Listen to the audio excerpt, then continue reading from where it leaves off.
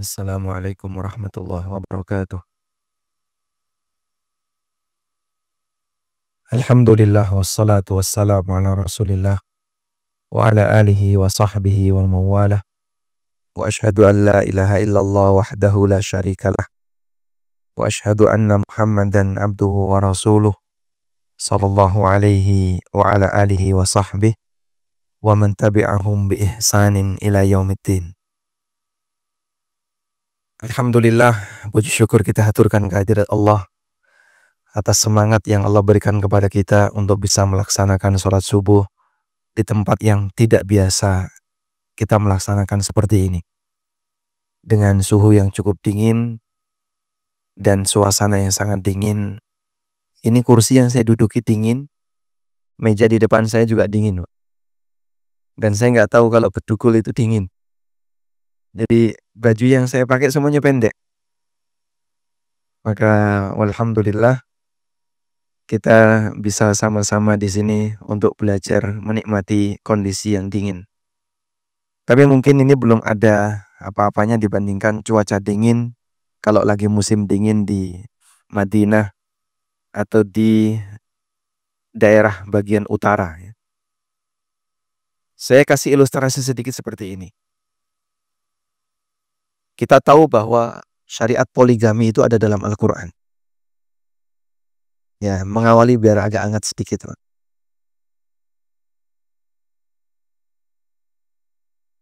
Wa in khiftum alla ta'dilu fil yatama fankihu ma taba lakum minan nisa'i mathna wa thulatha wa ruba. Lalu ada seorang lelaki yang menyampaikan kepada istrinya, kalau saya poligami, kira-kira kamu benci atau tidak? Istrinya sebagai wanita yang normal mengatakan, saya nggak suka, saya benci. Kalau kamu benci berarti kamu benci kepada syariat Allah. Dan benci kepada syariat Allah itu bisa menyebabkan kekufuran. Dzalika bi annahum karihu ma anzalallah fa ahbata a'malahum. Itu disebabkan karena mereka benci kepada syariat Allah, kepada apa yang Allah turunkan sehingga seluruh amalnya terhapus. Maka seorang istri yang benci poligami menyebabkan dia keluar dari Islam. Pilihannya mau tidak mau adalah dia tidak boleh benci kepada poligami. Sehingga dia harus mengizinkan suaminya untuk poligami. Baik, sebentar dulu. Sebentar. Jangan ditelan dulu, ini boleh ilustrasi. Menurut bapak-bapak, ilustrasi semacam ini benar atau salah? Anda jawab saja dengan jujur ya. Jadi nggak usah takut sama yang di belakang. Urusan takut itu belakangan. Menurut Anda ilustrasi ini benar atau salah? Benar. Tolong yang jawab benar kenceng banget tadi kasih hadiah, Mas. Loh, dia lelaki pemberani, yang lain nggak ada yang berani beli sendiri. Oh, istrinya nggak ikut, makanya berani. Masya Allah. Coba disuting. Biar mungkin istrinya nonton secara online dia tahu ya. Baik. Sebentar, kalau menurut ibu-ibu ilustrasi tadi benar atau salah? Salah, Masya Allah. Dan itu jawaban yang benar ya. Jawaban yang benar adalah salah. Kok bisa, Pak? Coba kita bedakan dua hal ini. Ada membenci syariat. Dan yang kedua, membenci atau tidak suka terhadap dampak yang terjadi setelah melaksanakan syariat. Dua hal ini berbeda. Kalau membenci syariat, dia nggak senang ada syariat itu. Karena dia nggak senang Allah menurunkan kalimat seperti ini, Allah menurunkan syariat semacam ini, dia nggak suka. Bagian inilah yang bisa menyebabkan orang itu keluar dari Islam.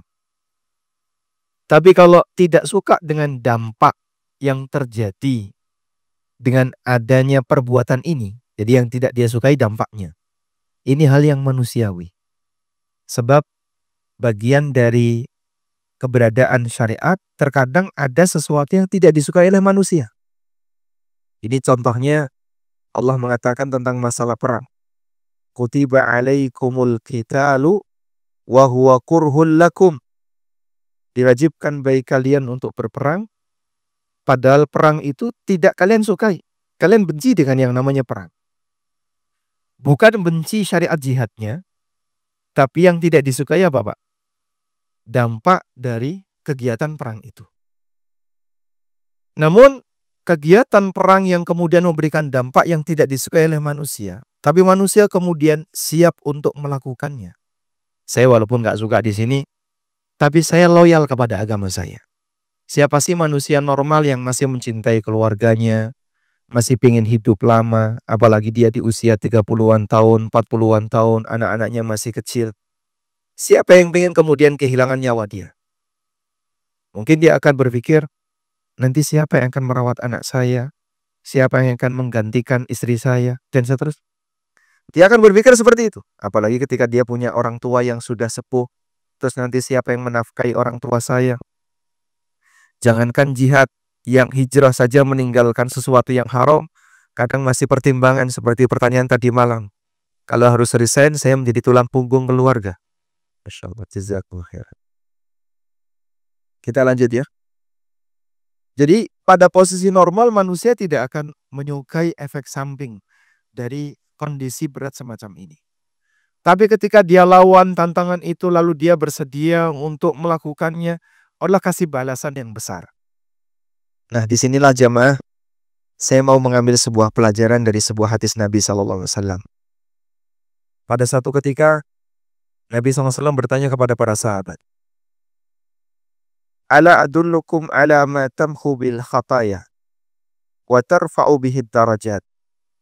Maukah kutunjukkan kepada kalian amalan yang bisa menghapus dosa dan mengangkat derajat?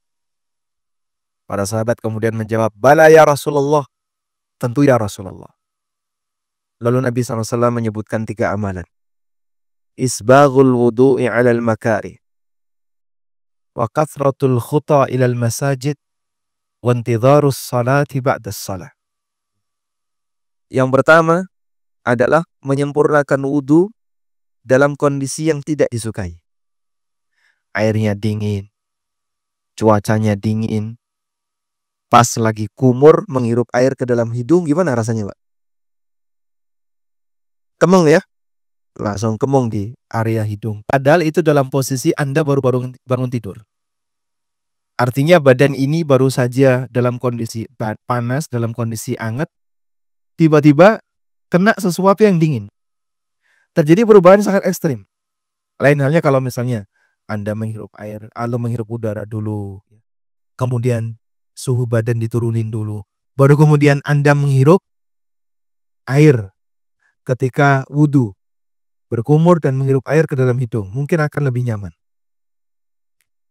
Dalam situasi seperti inilah Nabi SAW mengatakan, Isbagul wudu'i alal makari. Menyempurnakan wudhu dalam kondisi tidak suka. Ternyata itu bisa menghapus dosa dan meningkatkan derajat. Maka setiap syariat yang menyebabkan kita berat untuk melakukannya karena efek samping dari itu. Tapi kita tetap ya siap untuk mengatasi tantangan ini dengan baik, maka insya Allah akan menghasilkan pahala yang besar.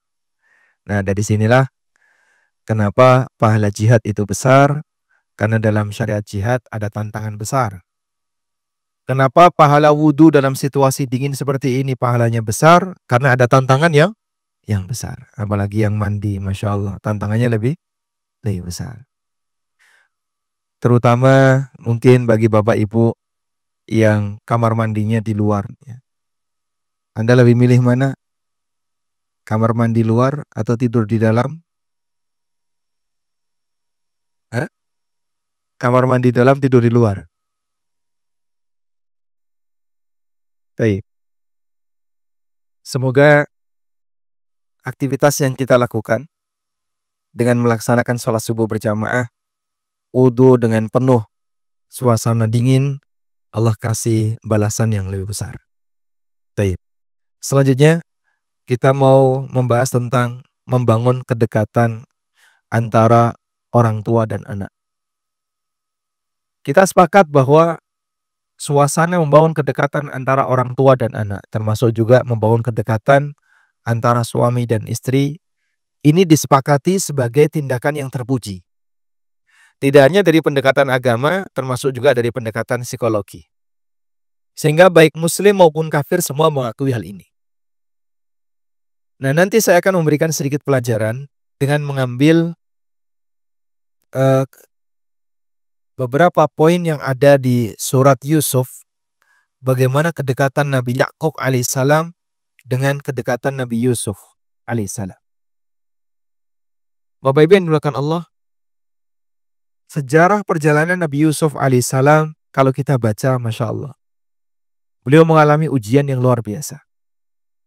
Sampai para ulama mengatakan, andaikan dunia itu mulia di sisi Allah, ada sisi mulia dunia itu di hadapan Allah, maka Allah tidak akan memperlakukan nabinya seperti itu. Sekarang coba kita urutkan ya, kejadian yang dialami oleh Nabi Yusuf alaihissalam. Baik, Nabi Yusuf putranya siapa, Pak? Yakub. Ayub sama Yusuf duluan mana? Duluan? Kenapa duluan Ayub? Ya? Ayub sama Yusuf duluan mana? Duluan Ayub. Kalau Yusuf sama Musa duluan mana? Duluan Yusuf. Baik. Yusuf itu keturunan terdekat Yakub, anaknya. Ayub keturunan jauh dari Yakub. Ayub, Sulaiman, Dawud, Musa itu keturunan jauh. Karena seluruh para nabi setelah Yakub adalah nabi Bani Israel. Israel itu siapa? Yakub alaihissalam. Kullu ta'ami kana hillal li Bani Israila illa ma harrama Israilu ala nafsi. Semua makanan itu halal bagi Bani Israel kecuali yang diharamkan oleh Israel untuk dirinya. Dan Israel di sini adalah Yakub alaihissalam. Maka Yusuf termasuk Bani Israel, tapi keturunan terdekat. Lain dari itu, keturunan jauh semuanya. Dan pada waktu Nabi Yusuf meninggal dunia, sebagian orang itu meyakini sudah tidak akan ada lagi Rasul. Jadi setelah Yusuf meninggal dunia, kalian menganggap bahasanya Allah tidak akan mengutus Rasul setelahnya.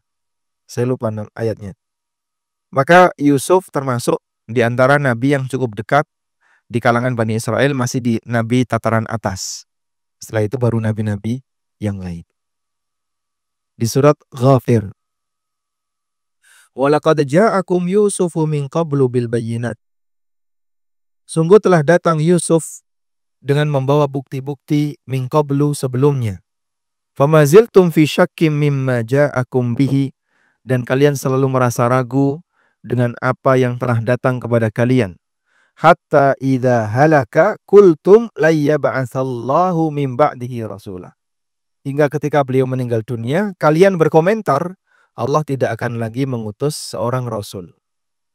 Jadi dulu ada orang yang berkeyakinan pasca wafatnya Yusuf sudah tidak ada lagi nabi. Nah, ini menunjukkan bahwasanya Yusuf itu ada di atas. Nah, setelah Yusuf masih ada banyak sekali nabi di bawahnya. Sehingga siapa yang lebih dulu, Yusuf atau Ayub? Jawabannya Yusuf. Baik. Kita akan melihat perjalanan Nabi Yusuf alaihissalam. Allah Subhanahu wa taala bercerita tentang Yusuf. Itu komplit dalam satu surat. Meskipun ada cuplikan yang lain disebutkan di surat yang lain, tapi sedikit. Beda dengan cerita Musa. Cerita Musa termasuk di antara cerita yang cukup banyak, tapi terpecah di banyak surat. Sedangkan Yusuf Allah sebutkan dalam satu surat yang paling dominan. Perjalanan Nabi Yusuf alaihissalatu wassalam. Ketika beliau masih anak-anak, beliau dimasukkan ke dalam sumur oleh saudara-saudaranya. Kemudian saudaranya mengintai dari jauh. Kira-kira nanti Yusuf ini mau diapakan oleh orang yang lewat. Ketika datang kafilah dagang, fa'arsalu waridahum, kemudian Pak kafilah dagang ini mengutus waridnya. Warid itu orang yang bertugas untuk membantu rombongan. Jadi kalau bahasa kita, dalam satu rombongan bis itu ada kernet. Karena ini yang tujuannya apa? Bantu supir dan aneka perlengkapan. Misalnya naikkan atau menurunkan bagasi, itu tugasnya siapa? Kernet. Nah, dulu namanya warid. Farsalu waridahum, mereka mengutus warid mereka. Wa adla dalwa. Lalu warid itu mengambil air di sumur yang terdekat tempat mereka istirahat. Fadla dalwa, lalu si warid ini memasukkan timbanya ke dalam sumur tadi. Begitu diangkat, qala ya bushra hadza gulam. Sungguh kabar gembira, ini adalah anak. Ini seorang anak. Apa yang terjadi, Pak? Warid ini tidak mau Yusuf diketahui oleh majikannya. Wa asarru bidha'ah. Maka dia sembunyikan, ditaruh di bidha'ah, ditaruh di barang. Bahasa kita, ditaruh di bagasi. Kemudian dia sembunyikan dan ditaruh di bagasi. Ya. Nah, saudara-saudara Yusuf yang melihat kejadian itu, mereka sudah merasa tenang. Alhamdulillah, Yusuf sudah ada yang ngambil. Yang penting pokoknya Yusuf tidak ada di rumah kami, sehingga tidak mengganggu hubungan kami dengan orang tua kami. Maka pergilah mereka pulang dan membuat tipu muslihat, di mana Yusuf dinyatakan oleh mereka dimakan oleh apa? Serigala. Ya. Dibawalah Yusuf ke daerah Mesir. Lalu di Mesir, Yusuf diapain, Pak?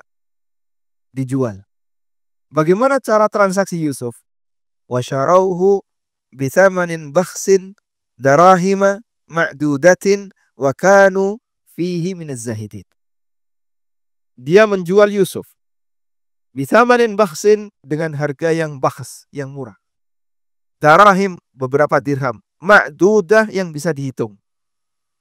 Jadi kan kalau ada orang transaksi itu ada yang uangnya ditaruh di kantong. Udah, saya bayar sekian. Berapa isinya nggak tahu, pokoknya uang satu kantong ini. Itu nggak dihitung. Tapi kalau masih bisa dihitung, 1, 2, 3, jumlahnya berarti sedikit. Wasyarauhu bithamanin bakhsin darahim. Dia menjual Yusuf dengan harga yang murah, darahim, dengan beberapa dirham ma'dudatin, yang bisa dihitung. Wa kanu fihi minaz zahidin, dan mereka dua-duanya minaz zahidin, termasuk orang yang zuhud. Zuhud maksudnya apa ini? Gak butuh. Nah, disinilah makna zuhud secara bahasa. Artinya adalah zuhud itu tidak butuh. Wa kanu fihi minaz zahidin, dan mereka dalam kondisi tidak butuh. Penjual nggak butuh Yusuf, pembeli juga nggak butuh Yusuf. Anda bisa bayangkan ya, benda kalau tidak dibutuhkan, penjualnya nggak butuh, pembelinya nggak butuh, kira-kira harganya gimana? Murah banget. Sangat murah sekali.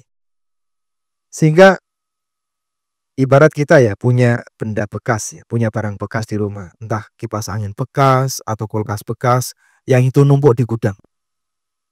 Dan kita saya pingin gudang ini bersih. Daripada barang-barang bekas ini cuma numpuk, udahlah saya keluarkan saja. Saat Anda keluarkan, ada tukang rosok yang tertarik. Pak, saya beli. Wah, kebetulan.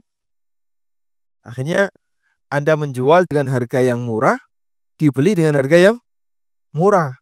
Sama-sama gak butuh. Tukang rosok juga gak beli, gak apa-apa. Anda pengennya segera pergi dari sini.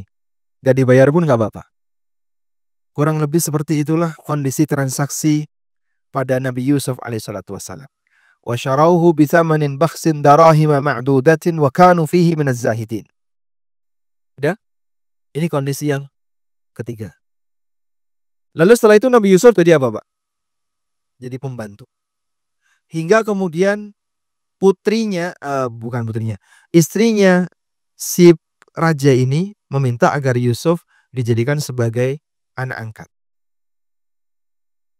Diminta oleh suaminya, kita jadikan dia sebagai anak angkat, barangkali dia nanti bisa bermanfaat bagi kita. Baik.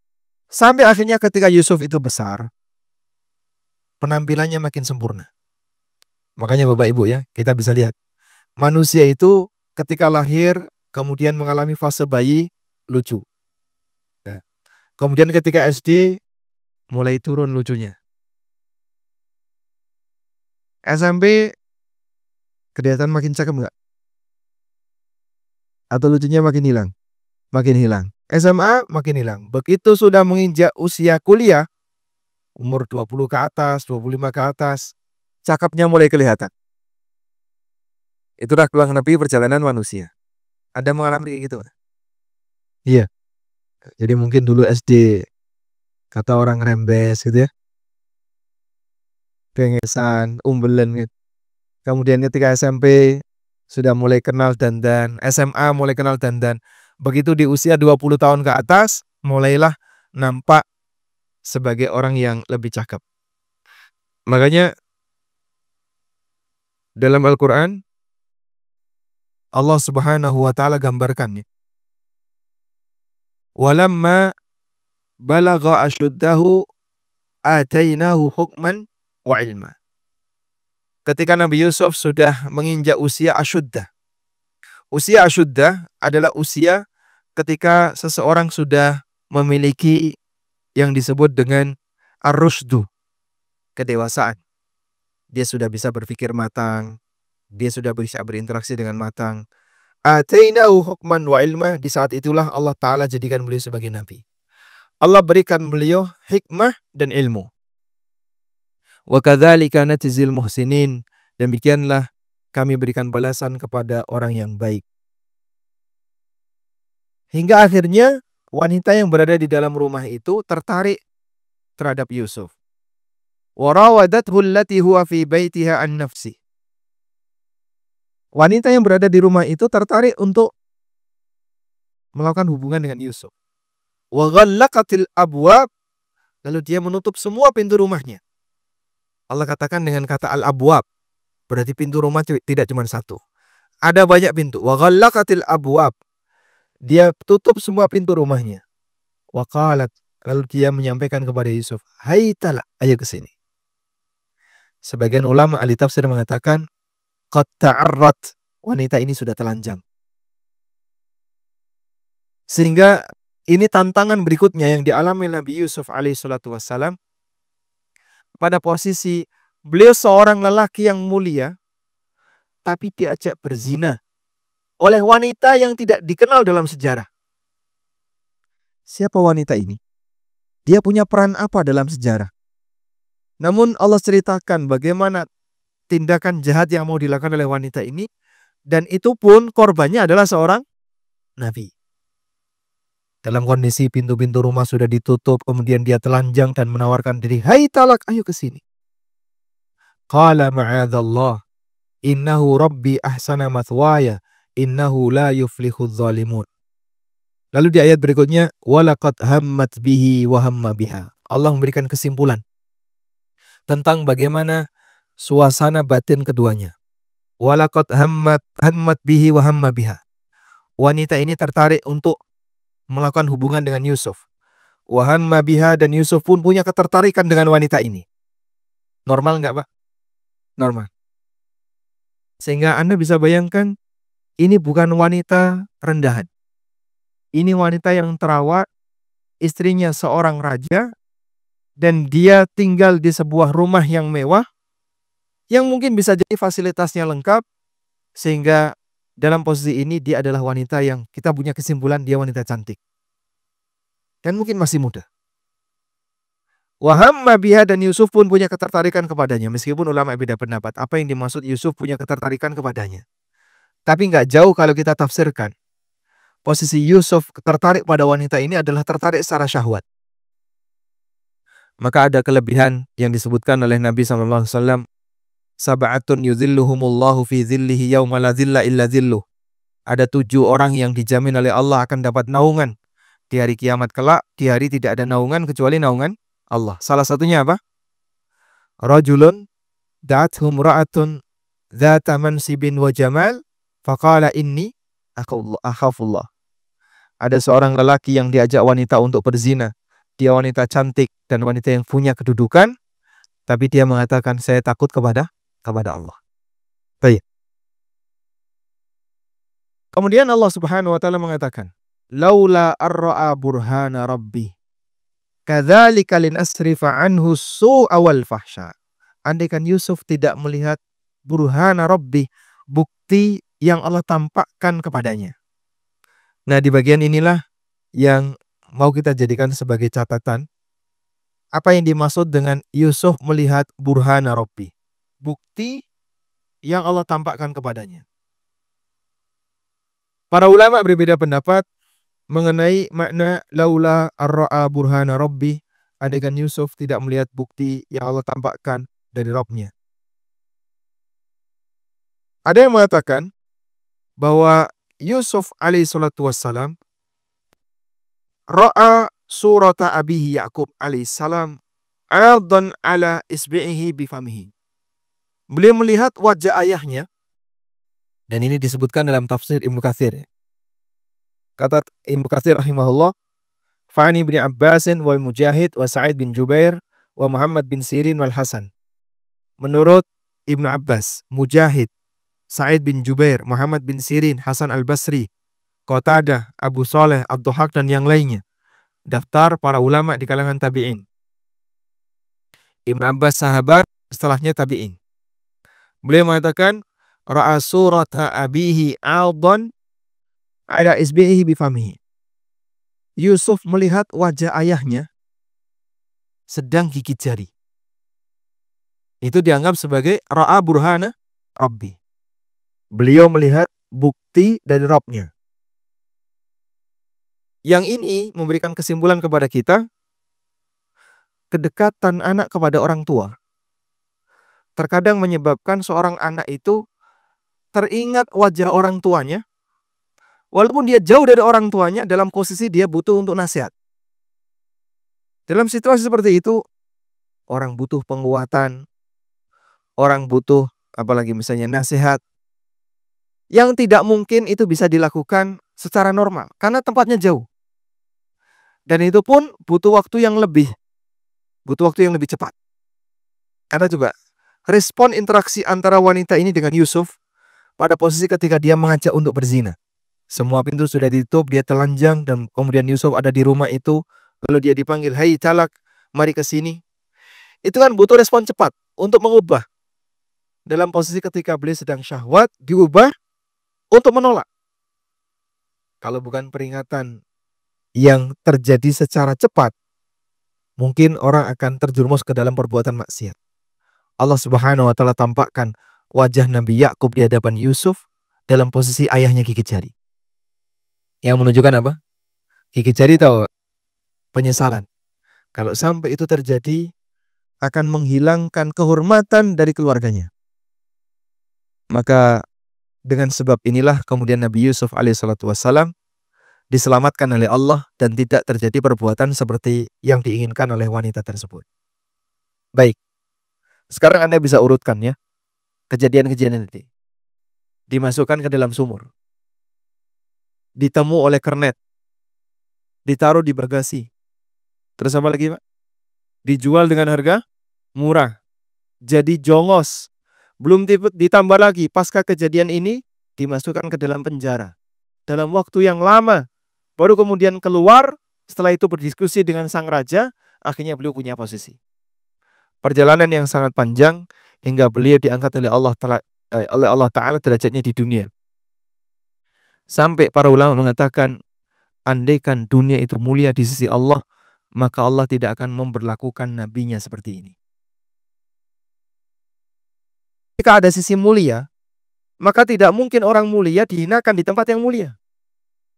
Tapi ketika tidak ada sisi mulianya, orang mulia mengalami kejadian yang terhina di tempat yang tidak mulia. Itu bukan tempatnya. Sehingga dunia dan seisinya di sisi Allah Subhanahu wa Ta'ala bukanlah sesuatu yang mulia. Baik. Menjadi seorang ayah yang berkesan, ini akan memberikan pelajaran yang luar biasa bagi anak. Sehingga posisi anak Anda yang mungkin jauh dari orang tuanya, posisi Anda yang mungkin tidak begitu atau tidak bisa berkomunikasi langsung dengan orang tuanya, mungkin sang anak ketika berada di tempat yang jauh, dia teringat. Saat dia mau melakukan kesalahan, dia teringat bapaknya. Saat dia mau melakukan kesalahan, dia teringat ibunya. Masya Allah. Itu bisa menyebabkan sang anak bisa mengendalikan dirinya. Dan itu tentu saja punya muqaddimah. Apa muqaddimahnya? Kedekatan orang tua kepada anaknya. Dia sering berkomunikasi, sering memberikan nasihat kepada anaknya. Kemudian orang tua ini menjadi sosok yang diteladani oleh anaknya. Sehingga kalau ditanya anaknya, siapa orang yang menjadi idola kamu? Jawabannya adalah bapaknya. Dalam posisi itu, kedekatan dibangun sampai menyebabkan Anda jadi idola sang anak, insya Allah akan membuahkan suasana semacam ini, di mana seorang anak terkadang terngiang bapaknya dalam kondisi dia butuh untuk mendapatkan nasihat. Baik. Kemudian bagaimana suasana orang tua bisa membangun kedekatan dengan anak? Allah Subhanahu wa taala tunjukkan orang yang dia secara posisi tidak punya status sosial. Beliau bukan seorang nabi, dan kita nggak tahu beliau itu hidup di zaman siapa, tapi nasihatnya diabadikan oleh Allah dalam Al-Quran. Siapa beliau? Luqman. Luqman itu menasihati anaknya, dan nasihat itu diabadikan oleh Allah dalam Al-Quran. Menurut Anda, nasihat Luqman itu normatif atau tidak, Pak? Wa idh qala Luqmanu libnihi wa huwa ya'idhuhu ya bunayya la tusyrik billah inna syirka la dzulmun azim. Terus wa wassaynal insana biwalidayhi husnan atau ihsana hamalatu ummuhu wahnan ala wahnin wa fisaluhu fi amaini an ishkurli wali walidaik. Bagian ini wasiat dari Allah. Luqman, Allah kasih cuplikan di bagian depan. Wa idh qala Luqmanu li ibnihi wa huwa ya'idhuhu ya bunayya la tusyrik billah inna syirka la dzulmun azim. Itu pesan Luqman. Lalu Allah berpesan, wa wassaynal insan, dan kami berwasiat kepada manusia, ingat jasa orang tuamu. Wassaynal insana biwalidayhi ihsana, agar mereka berbuat baik kepada kedua orang tuanya, agar sinkron. Setelah kamu bersyukur kepada Allah dengan cara bertauhid, tidak menyekutukan Allah, maka berterima kasihlah kepada kedua orang tuamu dengan cara berbuat baik kepada mereka. Karena sebab kamu ada di muka bumi ini atas ciptaan Allah, dan karena kamu dilahirkan oleh kedua orang tuamu. Maka bagian yang dominan yang Allah sebutkan adalah hamalathu ummuh. Dia ada dalam kandungan ibunya. Ibunya hamil, ada dalam kandungan ibunya. Wahnan ala wahnin, dalam kondisi penuh dengan kelemahan. Wa fisaluhu fi amaini, kemudian menyapai dalam waktu berapa? 2 tahun. Kamu dirawat oleh ibumu dalam waktu yang lama. Kamu dulu berada di rahim ibumu, kemudian kamu dirawat selama 2 tahun, tidak pernah lepas dari ibumu. Anishkurli wali walidaik ilayyal masir. Kemudian kembali kepada pesan Luqman, wa in jahadaka ala an tusyrika bi ma laysa laka bi ilm, dan seterusnya. Baik. Pesan Luqman Al-Hakim kepada ayahnya, kepada anaknya, sebenarnya pesan ini kan pesan yang cukup normatif. Mengajak anak untuk menjaga tauhid, tidak menyekutukan Allah. Mungkin bagi sebagian orang cuman kayak gitu doang. Saya juga bisa menyampaikan pesan itu. Betul Pak, Anda bisa. Tapi ini masalahnya adalah pesan dari batin untuk batin. Tidak semua orang bisa melakukan seperti itu. Artinya saat beliau memberikan pesan itu mungkin dengan penuh perhatian. Pokoknya jangan sampai kau berbuat syirik apapun yang terjadi. Sebisa mungkin kau jaga tauhid. Yang mungkin bagi kita pesan yang normatif itu jarang orang tua yang menyampaikan. Karena kekhawatiran kita terhadap urusan ini mungkin tidak lebih besar. Sebab orang itu akan memberikan pesan yang menekan jika dia ada nuansa apa? Kekhawatiran. Saya takut banget kalau sampai anak saya berbuat syirik. Contoh sederhana ya. Seorang ibu misalnya takut sekali anaknya mengalami kecelakaan. Mungkin dia akan berpesan kepada anaknya agar hati-hati ketika di jalan. Tidak cuma sekali. Kira-kira berapa kali? Setiap kali berangkat. Sampai anaknya komentar, pokoknya mesti hafal saya. Kalau saya sudah mau berangkat, ibu pasti bilang A, B, C. Saking seringnya. Mungkin seperti itulah suasana intensitas pesan yang diberikan oleh Luqman kepada anak-anaknya sehingga sampai diabadikan oleh Allah Subhanahu wa taala, karena beliau memberikan penekanan yang kuat di bagian itu.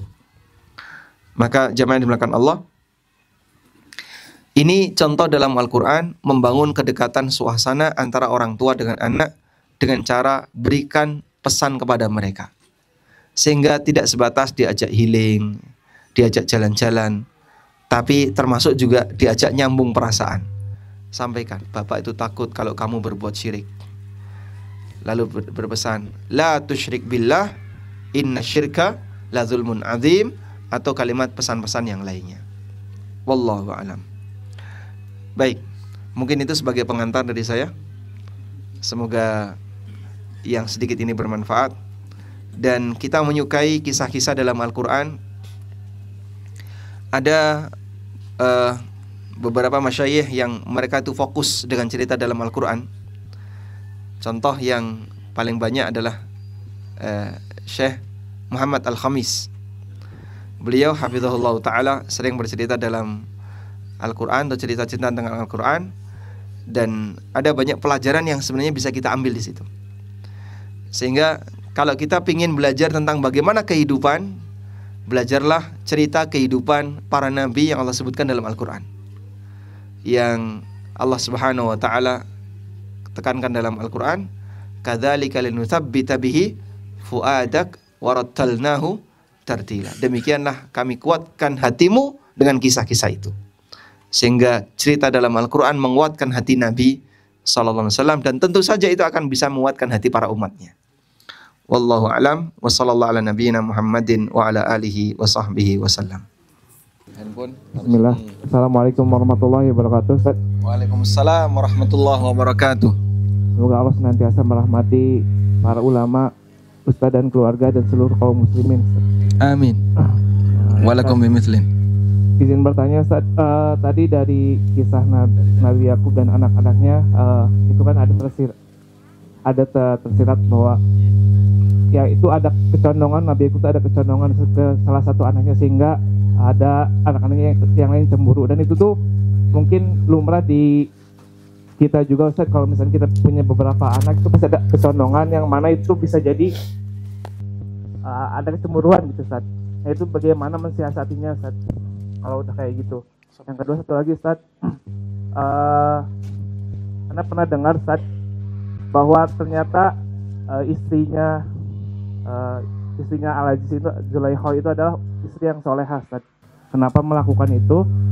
Karena katanya Al-Aziznya itu adalah mohon maaf, suami yang mandul, jadi yang lemah syahwat, Ustaz, sehingga nggak menggauli istrinya ini. Dan di akhir hayatnya itu Yusuf alaihissalam itu menikahi Zulaikha. Apakah itu riwayatnya yang benar, Ustaz, atau enggak? Itu aja, Ustaz. Barakallahu fikum, Ustaz. Baik. Sudah lama menjadi pertanyaan saya ya. Jadi kalau kita membaca sejarah dan kisah Yusuf bersama saudara-saudaranya, salah satu di antara penyebab kenapa saudaranya itu iri sama Yusuf adalah masalah kedekatan. Sampai dalam dialog yang mereka lakukan, kalau Bapak Ibu baca di bagian depan dari surat Yusuf, Anda bisa baca ya, surat Yusuf ayat 9.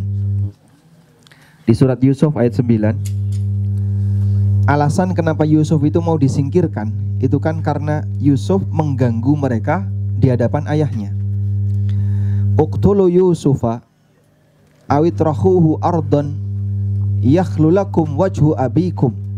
Kalimatnya yakhlulakum wajhu abikum wa takunu min ba'dihi qauman salihin. Bunuh Yusuf atau buang dia ke padang pasir. Yakhlulakum wajhu abikum, agar dia tidak ganggu kalian di hadapan wajah bapak kalian. Kemudian juga di ayat sebelumnya mereka mengatakan idz qalu la yusufu wa akhuhu ahabbu ila abina minna. Ingatlah ketika mereka mengatakan sungguh Yusuf dan saudaranya Yusuf, yaitu siapa? Benyamin, lebih dicintai oleh bapak kita. Wa nahnu usbah, padahal kita kan jumlahnya banyak. Baik. Dan sebagian ulama mengatakan bahwa Yusuf dengan Bunyamin berasal dari satu ibu, saudara kandung, bapaknya sama, ibunya sama. Sementara saudaranya yang lain itu berasal dari ibu yang berbeda. Ada yang menyebutkan bahwa Nabi Yakub alaihissalam itu punya 4 istri. Jadi sebagian ada yang bercerita seperti ini. Yakub alaihissalam itu datang ke pamannya.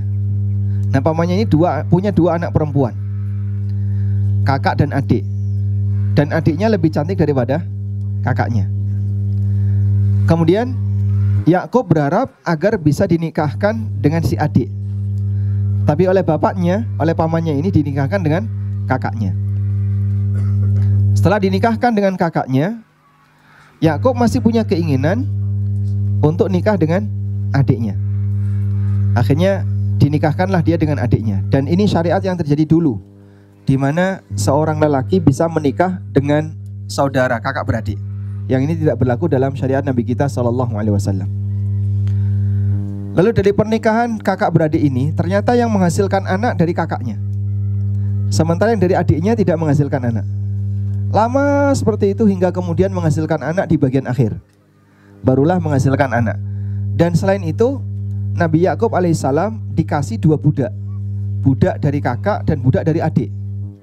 Saat kakaknya ngasih budak, maka adiknya, ibunya Yusuf, juga ngasih budak, karena dia nggak ingin tersaingi oleh kakaknya. Maka Nabi Yakub alaihissalam punya 4 istri. Udah? 2 istri dan 2 budak, punya 4 wanita ya, 2 istri dan 2 budak. Selanjutnya, dengan sebab inilah kedekatan Yakub alaihissalam kepada Yusuf dan Bunyamin lebih kuat, karena dia terlahir dari istri yang lebih dicintai. Karena terlahir dari istri yang lebih dicintai. Itu menurut sebagian versi. Sudah? Hingga akhirnya Yusuf alaihissalatu wassalam merasa bahasanya ini yang mengganggu kami. Maka oleh saudara-saudaranya Yusuf disingkirkan. Sampai sekarang saya juga belum tahu apakah dalam syariat itu diperbolehkan untuk pilih kasih kepada anak. Nah, dalam syariat kita seperti ini kan nggak boleh. Maka Nabi SAW melarang ketika ada orang tua yang memberikan hibah kepada salah satu anaknya, sementara anak yang lain tidak dikasih. Sehingga namanya rasa cinta kepada sekian banyak orang itu pasti akan berbeda. Saya sendiri sebagai orang tua merasakan nuansa seperti itu. Ada anak yang mungkin lebih saya cintai daripada anak yang lain. Sebagaimana bapak ibu ya, mungkin ada anak yang lebih bapak ibu cintai dibandingkan yang lain. Karena kita mempertimbangkan masalah kedekatan, masalah apalagi kebaktian, kemudian kemanfaatan dan seterusnya. Namun tidak boleh nuansa perasaan yang berbeda tadi dinampakkan, sehingga jangan sampai kita melakukan tindakan terlalu menampakkan senang kepada salah satu dan itu dirasakan oleh yang lain. Wah, bapak lebih senang ini daripada saya, bapak lebih senang kakak daripada adik, bapak lebih senang adik daripada kakak. Karena ketika itu dinampakkan berbahaya. Ketika itu dinampakkan berbahaya. Dan bahkan kadang sebagian anak misalnya karena dia sudah menginjak usia remaja, kemudian dia diperintahkan untuk sholat, sementara adiknya masih bayi yang belum diperintahkan untuk sholat. Pernah nggak Pak terjadi iri Pak? Ini nggak diperintahkan sholat, saya disuruh sholat. Pernah kayak gitu Pak? Pernah ya? Pernah. Sehingga dia marah, dia emosi. Kenapa saya disuruh sholat? Kenapa saya harus bangun lebih pagi sementara adik saya tidur dibiarin? Kenapa saya dikejar-kejar? Adik saya malas-malasan dibiarin. Karena kita tahu usia. Di usia sekian dia belum saatnya untuk dikejar, di usia ini dia sudah saatnya untuk dikejar. Tapi karena kakak adik itu pun sudah menimbulkan emosi. Nah, dalam situasi seperti itu kita butuh memberikan pengertian kepada yang bersangkutan. Kenapa kamu seperti ini? Karena usiamu sudah sekian, sudah saatnya kamu berubah. Adikmu itu masih bayi, adikmu masih kecil, belum waktunya untuk digituin. Nah, seperti itulah kurang lebih yang bisa kita upayakan. Jadi intinya, kecintaan orang tua kepada salah satu anak itu mungkin hal yang normal, tapi jangan sampai ditampakkan. Jangankan demikian ya, seorang lelaki yang punya istri lebih dari satu, Suami yang punya istri lebih dari satu. Ada adil dohir, ada adil batin. Yang boleh dilakukan yang mana, Pak? Hah? Dua-duanya harus dilakukan. Tapi yang ditoleransi yang mana? Yang batin. Artinya batin ini kalaupun tidak adil, itu di luar kemampuan manusia. Sebagaimana Allah firmankan dalam Al-Quran, gimana kalimatnya? Apa? Bukan. Nggak apa layaknya. Kalian berharap untuk bersikap adil. Walan tastati'u an ta'dilu bainan nisa'i walau harastum. Fala tamilu kullal maili fatadharuha kal mu'allaqah. Kalian tidak akan mampu untuk bersikap adil terhadap para istri kalian walau harastum, meskipun kalian punya keinginan kuat untuk melakukan itu. Karena masalah batin itu di luar kendali hamba. Sehingga saya senangnya sama ini, gimana? Saya lebih cenderung sama ini, itu sulit untuk dikendalikan. Ya. Makanya kalau misalnya Bapak punya rencana nambah ya, kemudian ngasih jaminan sama istrinya, kamu tenang saja, nanti kalau kamu punya madu, saya yakin saya lebih senang kamu daripada madumu. Nah, misalnya ya, untuk menenangkan hati istrinya, padahal itu gombal. Biar keluar surat izin, Pak. Beres, Pak? Ada rencana kayak gitu nggak, Pak? Pak Saleh coba jujur, ada rencana seperti itu nggak, Pak? Oh, nggak ada. Beliau jujur jawabnya nggak ada. Gimana? Penghasilannya kalau lebih tinggi punya rencana kayak gitu. Baik, mohon didengarkan dengan baik Ibu ya. Jadi Pak Soleh punya rencana seperti itu.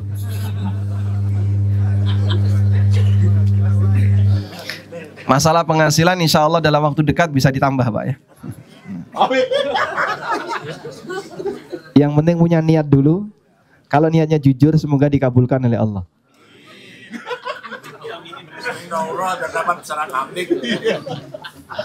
Kita lanjutkan ya. Jadi lebih condong kepada yang lain boleh, tapi tidak boleh ditampakkan. Karena ditampakkan seperti ini bisa memicu permusuhan antar sama saudara.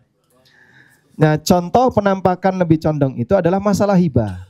Makanya hibah kepada anak tidak boleh pilih kasih. Satu dikasih, yang lain wajib dikasih. Nu'man bin Bashir. Bashir memberikan hibah kepada Nu'man. Kemudian ibunya bintu Rawaha tidak setuju. Sampai beliau menjadikan Rasulullah SAW sebagai saksi.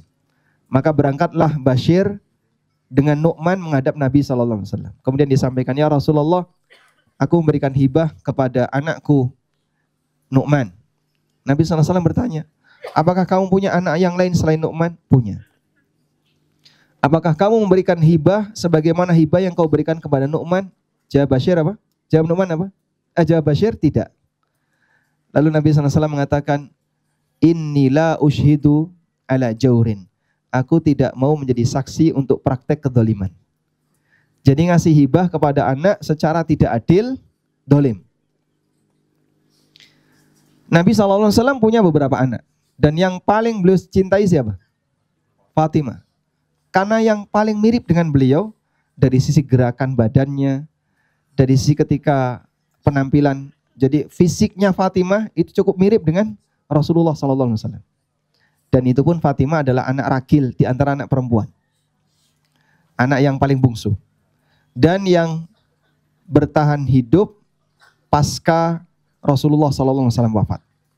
Baik. Tapi Nabi SAW tidak pilih kasih. Sehingga beliau dalam penampilan zahir kepada anaknya, semua beliau sikapi yang sama. Wallahu a'lam. Pertanyaan yang tadi satunya sudah terjawab juga? Belum, terkait dengan Siti Zulaikha. Baik. Karena Al-Aziz itu. Mengenai istrinya Al-Aziz, Zulaikha. Wallahu alam, saya tidak mendapatkan riwayat tentang itu. Dan kalaupun misalnya ya dalam beberapa buku tafsir Anda mendapatkan cerita namanya si A, namanya si B, ada kemungkinan besar itu berasal dari Israiliyat Karena ketika tidak ada dalil yang tegas, maka kemungkinan besar sumbernya adalah Israiliyat. Israiliyat itu boleh nggak diceritakan, Pak? Boleh atau tidak? Boleh. Hadithu an Bani Israila wala haraj. Ceritakan dari Bani Israel wala haraj, dan nggak ada beban, tidak salah. Tapi Nabi SAW meminta, idza ja'akum an Bani Israila fala tusaddiquhu wala tukadzibu. Kalau datang berita dari Bani Israel, jangan dibenarkan 100%, jangan didustakan 100%. Karena bisa jadi itu benar, sehingga jangan didustakan. Bisa jadi itu salah, maka jangan dibenarkan. Dibuat ngambang, maka boleh jadi cerita, tapi tidak boleh jadi dalil. Karena itu berita Israiliyat hanya berkaitan dengan berita, cerita, bukan berkaitan dengan hukum. Sehingga pembahasan Israiliyat, kalau itu menyangkut hukum, nggak boleh. Tapi kalau hanya sebatas cerita, dulu ada seperti ini, atau nama-nama rincian dan seterusnya, insya Allah tidak masalah. Wallahu a'lam. Bismillah. Saya ingin bertanya terkait masalah adil kepada anak tadi, Ustadz. Definisi adil di sini maksudnya apakah ketika kita memberikan satu anak, yang satu dan yang satu harus menerima juga, itu sesuai dengan kebutuhan mereka, ataukah misalnya kita memberikan mereka satu es krim dan adiknya kita berikan satu es krim, padahal misalnya mereka memiliki kesehatan yang berbeda, begitu kan? Tapi kalau misalkan anak-anak kan tidak bisa menerima itu, misalnya di bawah 7 tahun tidak bisa menerima alasan seperti itu, gitu. Nah, bagaimana kita sebagai orang tua menyikapi hal yang demikian? Jadi definisi adil di sini, apakah kita menyamaratakan dalam bentuk nominal, misalnya yang satu dikasih satu ya semua satu, ataukah sesuai dengan kebutuhan dari setiap anak dan kita memberikan pemahaman itu kepada anak-anak. Begitu, Ustaz. Jazakallahu khairan. Barakallahu fiik. Tolong dibedakan antara nafkah dengan hibah. Perpindahan harta dari orang tua ke anak. Itu ada 3. Nafkah, hibah atau hadiah, dan warisan. Ada 3 ini. Apa bedanya antara nafkah dengan hibah? Kalau nafkah diberikan asasnya adalah kebutuhan. Maka bisa jadi nafkah antara satu anak beda dengan anak yang lain. Tergantung dari apa? Kebutuhannya. Anak yang sakit-sakitan mungkin butuh nafkah lebih banyak untuk pengobatannya. Anak yang berkebutuhan khusus dia butuh nafkah lebih banyak. Anak perempuan dengan anak laki-laki nafkahnya lebih banyak yang mana, Pak? Laki atau perempuan? Perempuan. Perempuan nafkahnya lebih banyak, makanya warisannya lebih sedikit. Karena sudah dia nikmati di depan. Begitu bapaknya mati, dapat warisan lebih sedikit. Setuju nggak, Pak? Kalau anak laki-laki kan tidur di musola nggak apa-apa, hilang nggak dicari.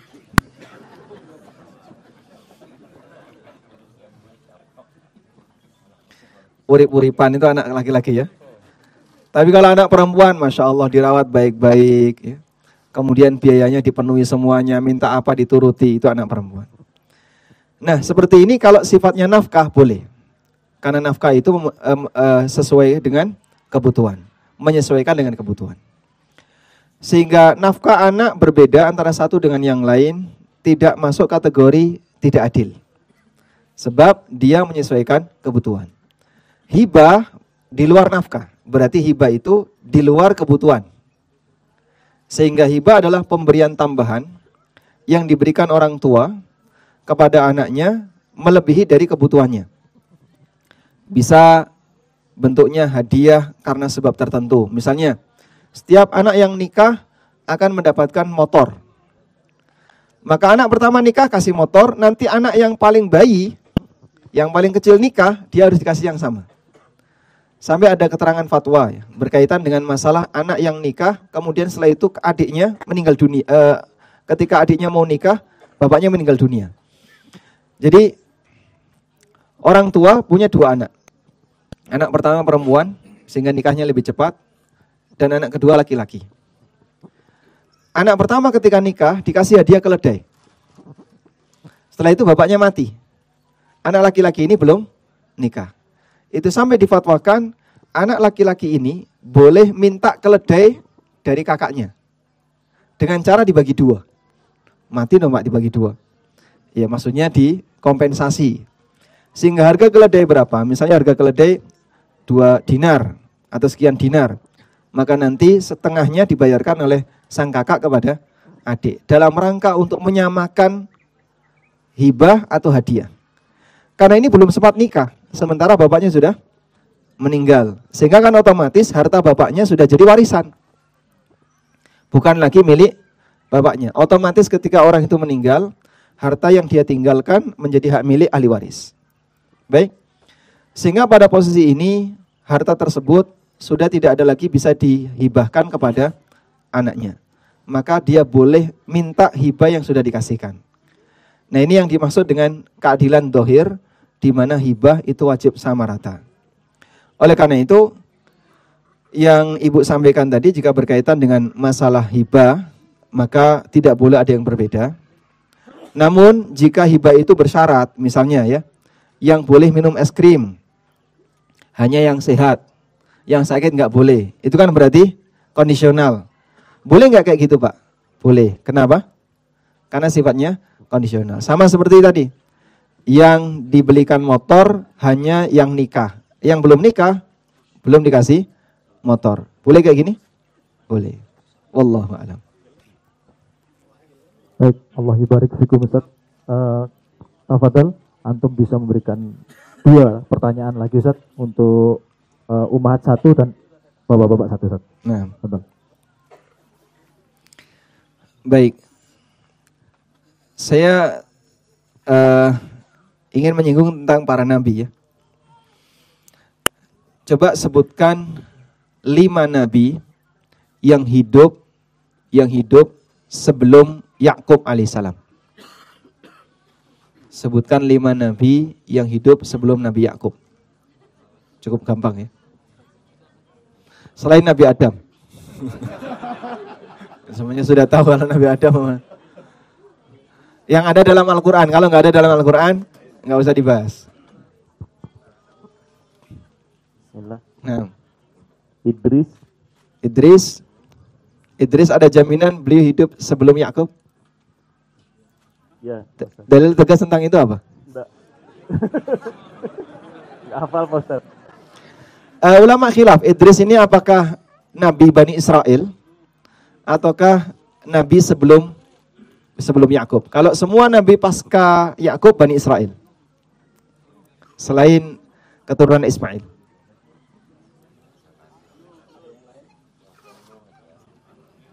Baik, yang lain silakan. Yang belum dapat hadiah ya, yang sudah dapat hadiah mungkin yang belum dapat hadiah. Sudah. Baik, silakan. Nabi Hud, Nabi Saleh, Nabi Ibrahim, Nabi Lut, Nabi Ismail. Masya Allah. Nabi Ismail. Ishak. Baik, dapat hadiah ya, 5 ya. Masya Allah. Semua ada dalilnya dalam Al-Quran ya. Hud, kemudian siapa? Saleh. Ini hidup sebelum Nabi Yakub. Apa dalilnya?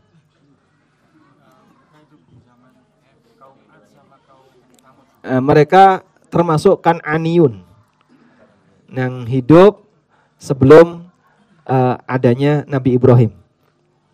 Dan ada yang menyebutkan Amalik. Amalik itu orang-orang yang fisiknya besar-besar. Baik. Nabi Lut jelas ya. Nabi Lut hidup di zaman siapa? Nabi Ibrahim. Dan Ibrahim bapaknya Ismail. Baik. Selanjutnya. Untuk siapa? Ummahat. Untuk ummahat. Siapa yang lebih dulu? Siapa yang lebih dulu? Nabi Musa atau Nabi Syuaib? Untuk ummahat ya. Baik, silakan di belakang Mas. Hadiahnya langsung di bawah. Dan apa dalilnya? Anda boleh cari dalam Al-Quran ya. Siapa yang lebih dulu, Nabi Musa ataukah Nabi Syuaib?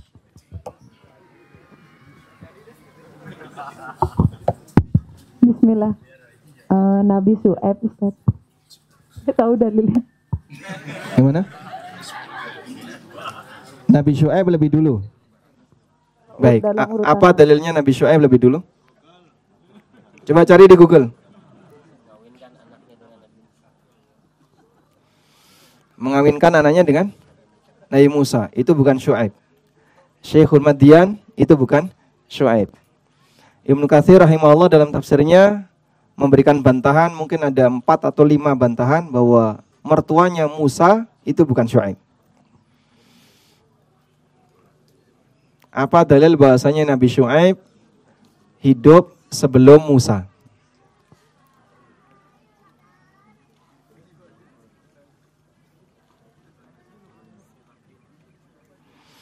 Baik, saya minta Anda untuk membaca surat Hud ayat 89.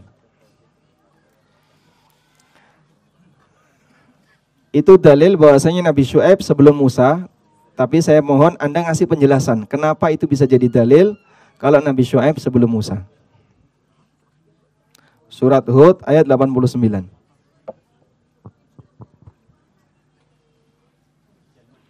Baik, silakan dijelaskan. Tafsirnya ya, Ustaz. Ya? Tafsirnya. Artinya, ya.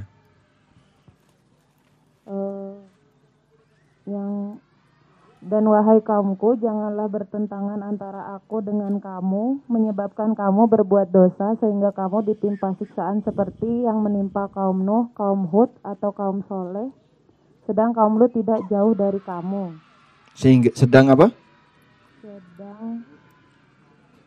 Sedang kaum jauh Lut dari kamu. Kaum Lut tidak jauh dari kamu. Apa yang dimaksud kaum Lut tidak jauh dari kamu?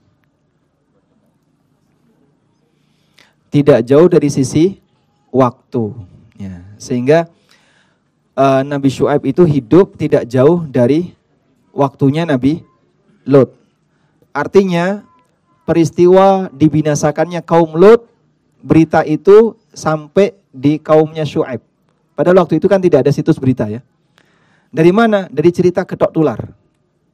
Nah, mereka sudah pernah mendapatkan bahwa dari cerita mulut ke mulut, mereka tahu bahwasanya kaumnya Nabi Lut itu dibinasakan oleh Allah. Tidak jauh dari kalian, dulu ada kaum Lut yang dibinasakan oleh Allah. Pada Lut dengan Ibrahim itu sezaman. Bukan seumur ya, tapi sezaman. Sehingga pernah ketemu. Karena Nabi Lut dengan Ibrahim apanya? Muridnya. Fa'amana lahu Lut. Jadi ketika Ibrahim berdakwah, Lut itu beriman kepada Ibrahim. Lalu dijadikan sebagai Nabi. Maka Lut dulunya adalah muridnya Nabi Ibrahim alaihissalam. Nah, kaumnya Nabi Lut tidak jauh dari Syuaib. Maka menunjukkan waktunya berdekatan. Sementara Musa itu masih jauh. Musa kan masih jauh. Karena setelah Ibrahim ada siapa? Ada Ishak. Ishak ada Yakub. Yakub ada Yusuf. Habis Yusuf masih zaman nggak tahu ya. Sampai kemudian Bani Israel dijajah oleh Fir'aun. Selama sekian waktu, baru kemudian datang Musa. Baik. Mana yang lebih dulu, Musa dan Sulaiman? Mana yang lebih dulu, Musa dan Sulaiman? Hah? Sulaiman, kenapa Sulaiman? Sulaiman membangun kerajaan sebelum Musa. Kerajaan itu ada sebelum Musa atau setelah Musa? Sebelum Musa. Baik, yang benar jauh setelah Musa baru ada Sulaiman. Allah Subhanahu wa taala menceritakan di surat Al-Baqarah. Ya. Gimana kalimatnya? Tentang Bani Israel yang meminta kepada nabinya untuk mengutus seorang raja. Di akhir surat Al-Baqarah. Hafal, Bang? Coba kita bacakan ya. Gimana ayatnya, Bang? Masih apa? Ya, agak lupa ya. Idh qalu linabiyyillahum ba'ats lana malikan nuqatil fi sabilillah. Sebelumnya kalimatnya gimana? Wa idh qala lahum alam tara ilal mala'i min bani Israila mim ba'di Musa. Alam tara ilal mala'i mim bani Israila mim ba'di Musa. Tahukah kamu sekelompok orang di kalangan Bani Israel mim ba'di Musa, setelah Musa. Idh qalu linabiyyin lahum ba'ats lana malikan nuqatil fi sabilillah, ketika mereka mengatakan kepada nabinya, tunjuk seorang raja di antara kami yang nanti akan memimpin kami. Nah, kemudian ditunjuklah raja, namanya siapa? Talut. Nah, dari Talut ada Dawud. Dawud punya anak Sulaiman. Jadi jauh setelah Musa. Baik. Wallahu alam. Ini beberapa pelajaran tentang para nabi dalam Al-Quran. Jadi dapat hadiah enggak? Hah? Setengah ya. Setengah. Baik, dapat hadiah. Barakallahu fiik. Cukup insyaallah? Cukup Ustaz. Baik, walhamdulillah. Demikian yang bisa kita sampaikan. Semoga apa yang kita bahas ini bermanfaat. Wassallallahu ala nabiyyina Muhammadin wa ala alihi wa sahbihi wasallam. Wa akhiru da'wana anil hamdulillahi rabbil alamin. Wassalamualaikum warahmatullahi wabarakatuh.